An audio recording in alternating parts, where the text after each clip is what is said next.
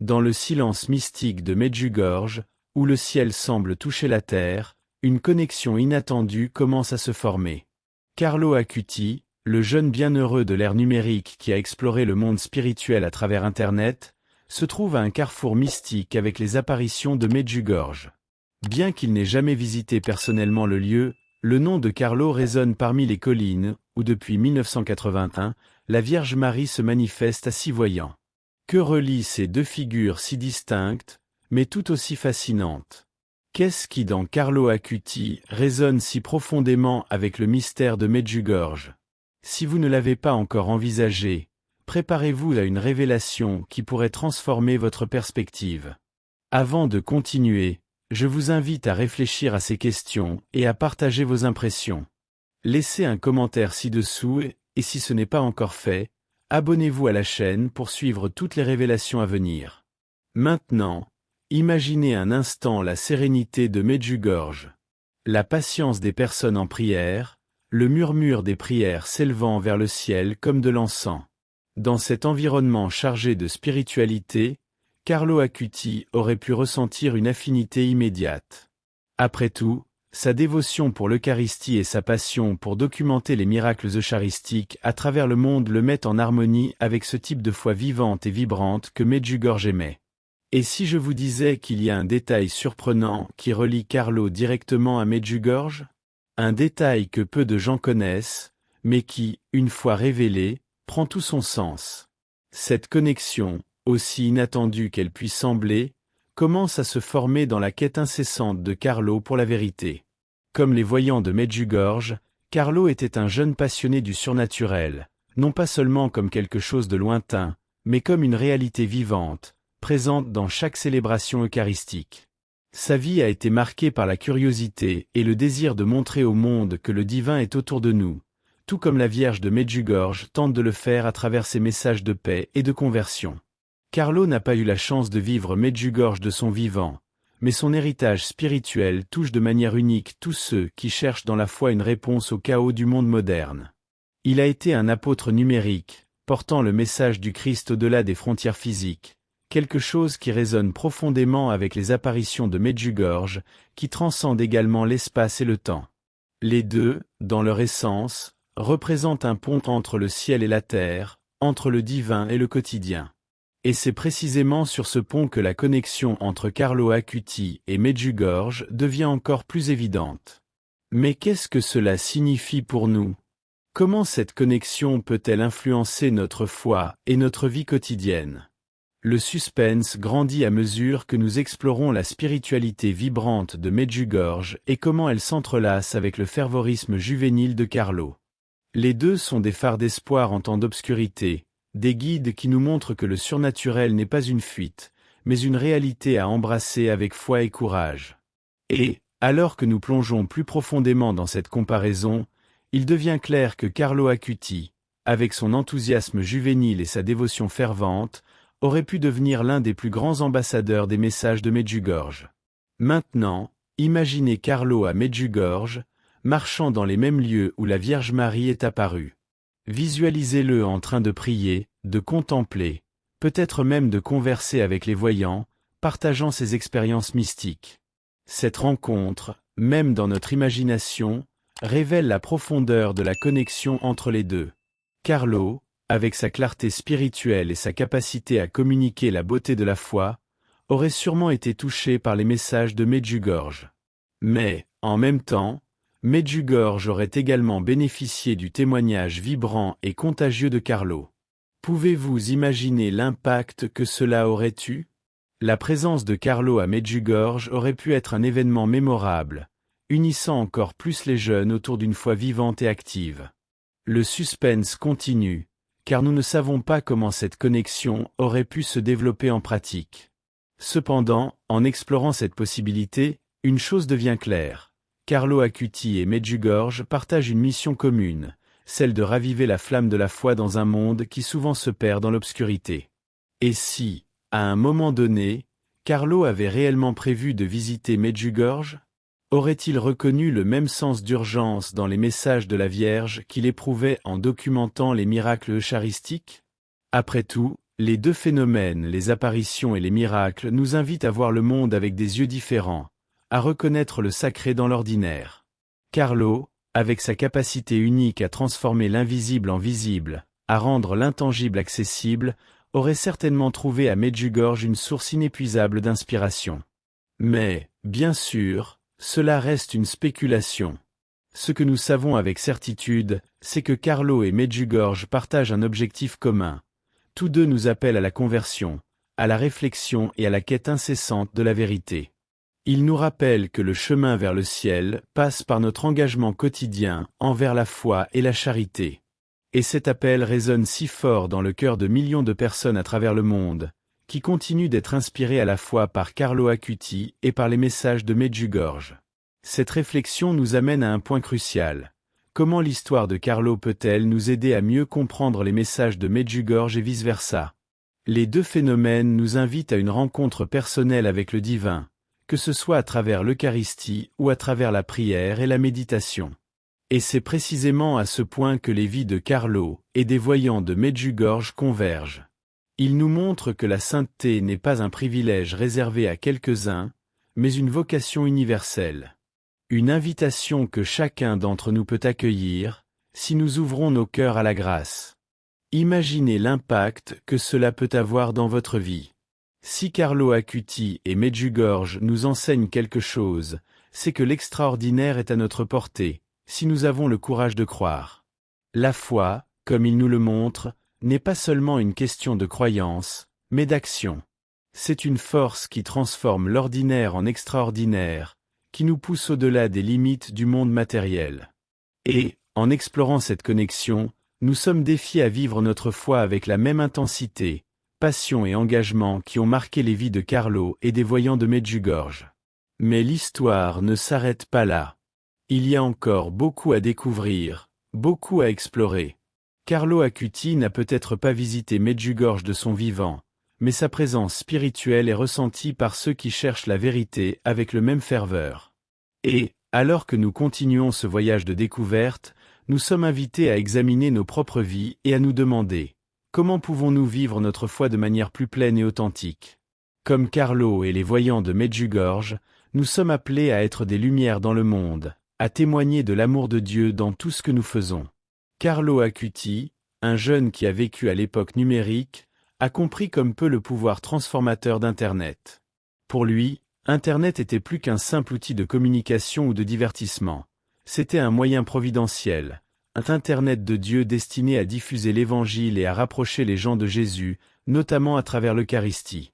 Carlo, avec son esprit créatif et son cœur dévoué, voyait dans le réseau une plateforme unique pour évangéliser, pour porter les vérités de la foi dans chaque coin du monde, indépendamment des frontières ou des distances. Son projet le plus célèbre, le catalogue en ligne des miracles eucharistiques, témoigne clairement de sa vision. Utiliser Internet comme moyen d'atteindre les âmes et de diffuser le message du Christ. Cette même perspective de Carlo Acuti résonne fortement avec la manière dont les messages de Medjugorje se sont répandus à l'échelle mondiale. Les apparitions de Medjugorje, commanditées en 1981, ont attiré l'attention du monde bien avant la popularisation d'Internet.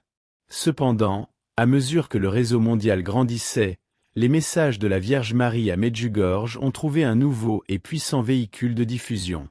Des sites dédiés, des forums de discussion, des vidéos sur YouTube et des retransmissions en direct des apparitions sont devenus les moyens par lesquels des millions de personnes à travers le monde ont pu suivre et participer aux expériences mystiques racontées par les voyants de Medjugorje. Tout comme Carlo a utilisé Internet pour diffuser l'Évangile, Internet est devenu un canal vital pour la propagation des messages de Medjugorje, touchant les cœurs et les esprits à travers le monde. La vision de Carlo d'un Internet de Dieu s'aligne avec la manière dont les messages de Medjugorje ont trouvé un écho dans le monde numérique. Le désir de la Vierge Marie de convertir les cœurs et de promouvoir la paix mondiale a trouvé un allié inattendu dans Internet, une plateforme souvent perçue comme séculaire, mais qui a été transformée en un moyen d'évangélisation et de conversion. Carlo croyait qu'Internet pouvait être utilisé pour le bien, pour rapprocher les gens de Dieu, et les messages de Medjugorje sont un exemple clair de la manière dont cela peut se produire. Depuis un petit village de Bosnie-Herzégovine, Les paroles de Marie ont voyagé à travers le monde, inspirant des conversions, des guérisons et une dévotion renouvelée parmi les fidèles. De plus, la stratégie de Carlo de documenter et d'organiser les informations religieuses de manière accessible et engageante trouve un parallèle dans la manière dont les messages de Medjugorje ont été diffusés en ligne. Dès le début, Carlo s'est préoccupé de créer un contenu à la fois informatif et inspirant, utilisant des ressources visuelles, des textes clairs et une approche amicale pour atteindre tant les dévots que ceux qui découvraient encore leur foi. De même, les promoteurs des messages de Medjugorje ont compris l'importance de créer des sites bien structurés, avec des traductions en plusieurs langues, permettant aux utilisateurs d'accéder facilement aux messages de la Vierge, de suivre les apparitions en temps réel et de se connecter avec d'autres dévots à travers le monde. Carlo Acuti et Medjugorje partagent un élément essentiel. Tous deux ont su exploiter les outils du monde moderne pour promouvoir une spiritualité profonde et transformative. Carlo considérait Internet comme un don de Dieu, un moyen de démocratiser l'accès à la connaissance spirituelle et de permettre à chacun de se rapprocher des mystères de la foi. Medjugorje, de son côté, a bénéficié de cette vision en voyant ses messages se répandre à une vitesse et une portée impossibles dans les époques précédentes. L'utilisation d'Internet pour diffuser les messages de Medjugorje montre comment la foi peut s'adapter et se développer dans le monde contemporain, touchant les vies de manière inédite. Ce qui est fascinant dans cette connexion, c'est la manière dont Carlo et Medjugorje ont réussi à maintenir l'authenticité de leurs messages, même en utilisant Internet. Dans un monde numérique souvent marqué par la superficialité et la désinformation, Carlo et les messages de Medjugorje sont restés fidèles à leurs racines spirituelles, offrant au public un contenu qui inspire et élève, plutôt que de se limiter à divertir. Carlo savait que pour être efficace, l'évangélisation en ligne devait être à la fois authentique et accessible. Cela se reflète également dans les messages de Medjugorje qui, malgré leur popularité, continuent à être perçus comme des sources profondes de sagesse spirituelle et de guidance. L'impact global des messages de Medjugorje a été amplifié par Internet, tout comme Carlo Acuti avait imaginé que l'Évangile pourrait se diffuser. Des groupes de prière, des retraites spirituelles et même des pèlerinages virtuels sont nés de cette diffusion en ligne, permettant à des personnes qui n'auraient jamais eu l'opportunité de visiter physiquement Medjugorje de vivre une connexion spirituelle profonde avec ce lieu. Carlo aurait sans doute vu tout cela comme une confirmation de sa vision, qu'Internet, s'il est utilisé correctement, peut être un outil puissant pour la transformation spirituelle et le renforcement de la foi. En comparant Carlo Acuti aux apparitions de Medjugorje, nous voyons que tous deux illustrent comment la foi peut s'adapter et prospérer à l'ère numérique. Carlo n'a pas vécu assez longtemps pour voir l'impact complet d'Internet sur l'évangélisation, mais sa vision continue d'inspirer ceux qui cherchent à utiliser la technologie pour le bien. Medjugorje, de son côté, montre que les messages spirituels peuvent transcender les frontières physiques et culturelles, atteignant un public mondial grâce aux vagues numériques. La Internet de Dieu que Carlo imaginait est vivante et en action, tant dans son héritage que dans la diffusion continue des messages de Medjugorje. Cette relation symbiotique entre le concept de Carlo et la diffusion des messages de Medjugorje souligne l'importance de comprendre et d'utiliser les outils modernes pour promouvoir la foi et la spiritualité. Carlo comprenait qu'Internet ne devait pas être un lieu de perdition, mais pouvait devenir un terreau fertile pour l'évangélisation. Les messages de Medjugorje, amplifiés par ce même Internet, montrent que la foi a encore un rôle central dans le monde moderne, même au milieu du bruit et des distractions de la vie numérique. En fin de compte, ce que Carlo Acuti et Medjugorje nous montrent, c'est que la foi n'est pas limitée par le temps ou la technologie. Au contraire, la foi peut s'adapter, croître et prospérer, même dans des contextes qui semblaient auparavant antithétiques à la spiritualité. La vision de Carlo d'une Internet de Dieu continue d'inspirer ceux qui voient le web comme une opportunité pour apporter la lumière du Christ dans le monde, et Medjugorje est devenu un exemple vivant de la manière dont cette vision peut devenir réalité. Dans les deux cas, Internet est devenu un véhicule de grâce, touchant les cœurs et les âmes de manière que Carlo, avec sa foi inébranlable, savait toujours possible. Les témoignages de foi inspirés par Carlo Acuti et les apparitions de Medjugorje sont un puissant reflet de l'impact spirituel qu'ils ont eu à travers le monde. Ces histoires ne sont pas simplement des récits isolés, mais des échos d'une transformation intérieure qui touche profondément l'âme des gens, les conduisant à une nouvelle compréhension de la foi, de la vie et de la présence divine dans leurs existences. Tant pour la dévotion à Carlo que pour les messages de la Vierge Marie à Medjugorje, de nombreuses vies ont été radicalement transformées, et leurs témoignages servent de preuve vivante de l'action de Dieu dans le monde contemporain. L'un des témoignages les plus émouvants est celui de Maria, une jeune Italienne qui, après avoir découvert l'histoire de Carlo Acuti, a commencé à nourrir une dévotion particulière pour lui. Maria avait toujours eu du mal à accepter la mort prématurée de son frère, ce qui lui avait laissé un profond sentiment de vide et des questions sur la bonté de Dieu. Lorsqu'elle a découvert la vie de Carlo, qui a affronté la mort jeune avec une foi inébranlable et une joie contagieuse, quelque chose a changé en elle. Depuis ce moment, Maria a commencé à prier en demandant l'intercession de Carlo et a trouvé une nouvelle force pour surmonter sa douleur. Sa foi a été restaurée, et elle se consacre maintenant à aider d'autres jeunes confrontés à des pertes et des souffrances, inspirés par la confiance que Carlo avait en la providence divine. De la même manière, à Medjugorje, l'histoire de Peter, un homme d'affaires allemand, illustre comment les apparitions de la Vierge Marie peuvent transformer la vie des gens. Peter avait grandi dans une famille catholique, mais au fil des années, il s'était éloigné de la foi, absorbé par les préoccupations du monde des affaires. Un jour, sa femme insista pour qu'il visite Medjugorje pendant les vacances. À contre-cœur, Peter accepta, et sur place, il vécut une expérience qui changea sa vie pour toujours. Lors d'une apparition, il ressentit une présence écrasante de paix et d'amour, quelque chose qu'il n'avait jamais connu auparavant. Cette expérience le poussa à reconsidérer toute sa vie. De retour en Allemagne, il décida de consacrer plus de temps à la prière et au service des pauvres, réorientant ainsi sa vie selon les valeurs qu'il avait redécouvertes à Medjugorje. Un autre témoignage touchant est celui d'Anna, une adolescente brésilienne qui, après avoir découvert la vie de Carlo Acuti, ressentit un appel spécial à la pureté et à la sainteté. Dans un environnement scolaire où la pression de suivre les modes et les comportements mondains était forte, Anna sentait qu'il lui manquait quelque chose dans sa vie. Lorsqu'elle regarda un documentaire sur Carlo, elle fut frappée par sa simplicité et sa pureté de cœur. Inspirée par lui, Anna commença à accorder plus d'importance à l'Eucharistie et décida de vivre sa foi avec plus d'authenticité, même si cela signifiait aller à contre-courant.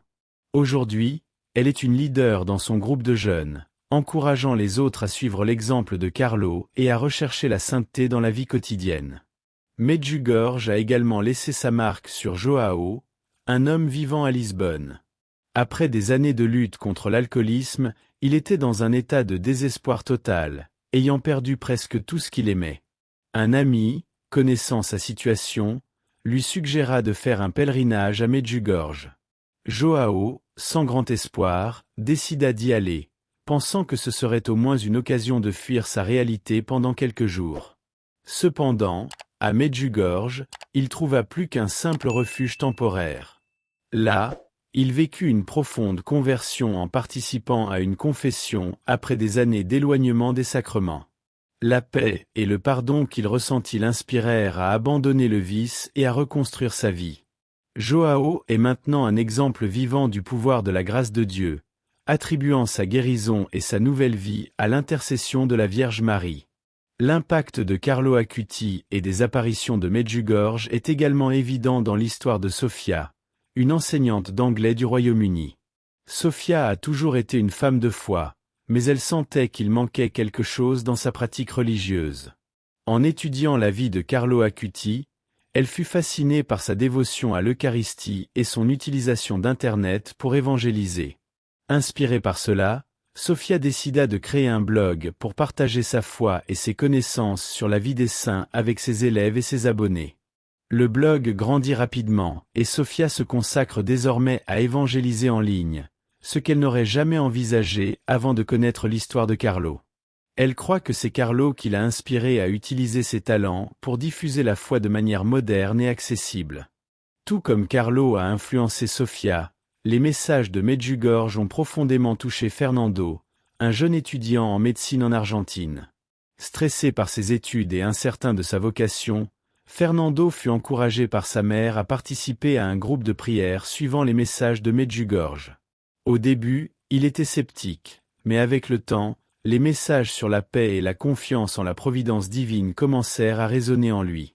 Ces messages lui apportèrent la paix qu'il recherchait et il décida de poursuivre ses études, mais avec un nouveau but, être un médecin qui ne se contente pas de soigner les corps, mais qui offre également espoir et réconfort spirituel à ses patients. Ces témoignages de foi montrent comment Carlo Acuti et Medjugorje ont été des phares de lumière pour beaucoup. Dans un monde où les distractions sont abondantes et où la foi se perd souvent dans la frénésie quotidienne, les vies transformées par Carlo et Medjugorje sont une preuve que la spiritualité authentique a encore une place profonde et nécessaire dans la vie moderne. Leurs histoires nous rappellent que Dieu continue d'agir de manière mystérieuse et puissante, utilisant à la fois les moyens traditionnels et modernes pour toucher les cœurs et transformer les vies de ceux qui sont ouverts à lui. L'exemple de Carlo Acuti et les apparitions de Medjugorje révèlent également que la foi n'est pas seulement une affaire personnelle, mais communautaire. Les témoignages qui émergent de ces deux phénomènes spirituels montrent que, lorsqu'une personne est touchée par la grâce, cette transformation ne reste que rarement confinée à elle-même. Souvent, ce renouveau spirituel se diffuse aux familles, amis et communautés, créant un effet d'entraînement qui multiplie la grâce reçue. Carlo, avec sa vie courte mais impactante, et Medjugorje, avec ses messages de paix et de conversion, continuent d'inspirer beaucoup à vivre une foi plus profonde et engagée, contribuant ainsi à construire un monde plus juste et plus aimant. Le nom de Carlo Acuti est souvent associé aux miracles eucharistiques, car il a consacré une grande partie de sa courte mais intense vie à cataloguer et diffuser ces manifestations extraordinaires de la présence du Christ dans l'Eucharistie. Carlo croyait profondément que les miracles eucharistiques étaient des signes tangibles de l'amour de Dieu, et pour cette raison, il s'efforça de faire connaître ces histoires à tous, en particulier aux jeunes. L'un des sujets qui suscite curiosité est la possible connexion entre Carlo Acuti et Medjugorje, plus précisément en ce qui concerne un prétendu miracle eucharistique survenu dans cette région. Medjugorje est largement connu pour les apparitions de la Vierge Marie, qui auraient commencé en 1981, et depuis lors, des milliers de pèlerins visitent le lieu chaque année à la recherche de paix, de conversion et de renouveau spirituel. Cependant, bien que Medjugorje soit principalement célèbre pour ses apparitions mariales, il existe des récits moins connus de signes eucharistiques qui auraient eu lieu sur place. L'un de ces récits concerne un incident où, lors d'une messe, un groupe de fidèles aurait vu l'hostie consacrée briller intensément, émettant une lumière que beaucoup interprétèrent comme un signe de la présence réelle du Christ.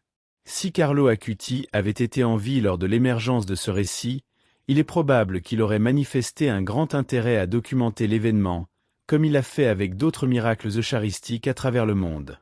Il aurait certainement vu là une opportunité de poursuivre sa mission d'évangélisation, utilisant Internet comme outil pour partager cette histoire avec un public mondial. Carlo, qui croyait toujours au pouvoir des miracles eucharistiques pour renforcer la foi, aurait probablement enquêté sérieusement sur le cas, recueillant témoignages et photographies et vérifiant l'authenticité des preuves disponibles. Bien qu'il n'y ait pas d'enregistrement spécifique de Carlo Acuti se référant directement à un miracle eucharistique à Medjugorje, nous pouvons imaginer comment il aurait interprété un événement de cette ampleur. Pour Carlo, chaque miracle eucharistique était une confirmation du mystère central de la foi catholique, la présence réelle de Jésus dans l'Eucharistie. Il croyait que ces miracles servaient de signes visibles pour renouveler la foi des croyants et appeler les incroyants à la conversion. Ainsi, un miracle eucharistique à Medjugorje, un lieu déjà marqué par tant d'autres signes spirituels, aurait été pour Carlo une preuve supplémentaire des soins continus de Dieu pour l'humanité. De plus, Carlo Acuti comprenait que les miracles ne sont pas seulement des événements surnaturels isolés, mais font partie d'une narration plus grande, qui inclut la réponse du cœur humain à la présence de Dieu. Dans sa documentation des miracles eucharistiques, Carlo veillait toujours à souligner non seulement les faits extraordinaires en eux-mêmes, mais aussi les effets spirituels qu'il avait sur les personnes qui en étaient témoins. Il aurait certainement fait de même avec un miracle eucharistique à Medjugorje, en se concentrant sur la manière dont ce signe aurait aidé à transformer des vies et à renforcer la foi de ceux qui étaient déjà dévoués à l'Eucharistie. Si Carlo avait enquêté et documenté un miracle eucharistique à Medjugorje, il aurait également pris en compte l'importance de relier l'événement au message de la Vierge Marie, qui ont été un pilier de Medjugorje. Carlo était profondément dévoué à la Vierge Marie et croyait que ses apparitions à travers le monde, y compris à Medjugorje, était un moyen pour Dieu d'appeler l'humanité à la conversion et à la paix. Pour Carlo, un miracle eucharistique dans un lieu aussi chargé de signification mariale aurait renforcé l'unité entre la Mère de Dieu et son Fils présent dans l'Eucharistie, soulignant le message central de l'amour et de la miséricorde divine. Une autre perspective intéressante est la manière dont Carlo aurait utilisé Internet pour diffuser un miracle eucharistique à Medjugorje. Carlo, qui a été un pionnier dans l'utilisation d'Internet pour évangéliser, comprenait le pouvoir de cet outil pour atteindre des personnes qui ne seraient peut-être jamais entrées dans une église ou participé à un pèlerinage. Il aurait exploité toutes les possibilités technologiques pour documenter et partager le miracle, utilisant vidéos, photos et témoignages pour créer une expérience immersive qui toucherait les cœurs des gens. Carlo croyait que, tout comme les saints avaient utilisé les technologies de leur époque pour répandre l'Évangile, Internet était le moyen par lequel il pouvait accomplir sa mission de sainteté dans le monde moderne. De plus, il est possible que Carlo Acuti, lors de son enquête, aurait recherché les conseils de théologiens et de spécialistes en miracles eucharistiques pour authentifier l'événement à Medjugorje. Il était connu pour son sérieux et son rigueur en matière de foi, et il aurait insisté pour que tout miracle soit soigneusement examiné et approuvé par l'Église avant d'être diffusé. Cette approche responsable de Carlo démontre non seulement sa maturité spirituelle, mais aussi sa compréhension que la foi doit être accompagnée de raison, et que les miracles, pour être véritablement efficaces, doivent être reconnus et acceptés par la communauté ecclésiale.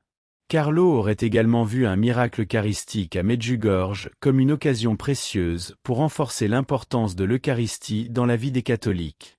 Pour lui, l'Eucharistie était le chemin vers le ciel, une expression qu'il utilisait pour montrer combien il croyait que la communion fréquente avec le Christ était essentielle pour atteindre la sainteté.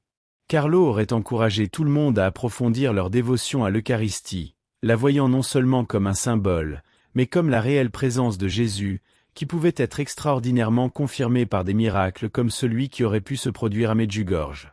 En conclusion, même s'il n'existe pas d'enregistrement spécifique de Carlo Acuti documentant un miracle eucharistique à Medjugorje, on peut imaginer comment il aurait abordé un tel événement.